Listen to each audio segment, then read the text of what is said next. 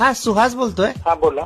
ते तुम्ही सर्पमित्र आहे ना? हा मग तुम्ही असं येता काय कार्यक्रम करायला? हा येतो ना. कार्यक्रम म्हणजे तुम्ही प्रेझेंट करू शकता. कॉलनीमध्ये आमचा कार्यक्रम आहे साहेबांचा. हा करतो म्हणलं कार्यक्रम वगैरे करतो. हा काय स्वरूप आहे? स्वरूप म्हणजे कसं सापांची ओळख आहे.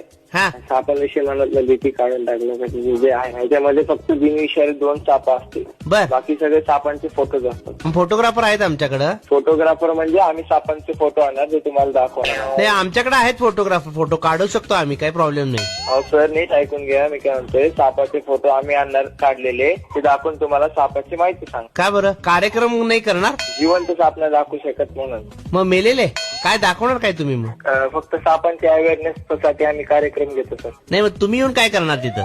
आम्ही तुम्हाला सापांची माहिती सांगणार सर. कसा साप ओळखायचा, कसं त्याच्यापासून लांब राहायचं. दिसला की साप ओळखतोयच ना. कसा ओळखायचा म्हणजे आम्ही पालीला तर काही साप पडणार नाही. साप दिसल्यावर त्याला साप पडणार. मग सापाला काय ओळखायचं आहे? पण त्याच्या जाती आहेत ना वेगवेगळ्या. कुठं जाती? कुठे जाती नाही पण सापांच्या जाती आहेत ना.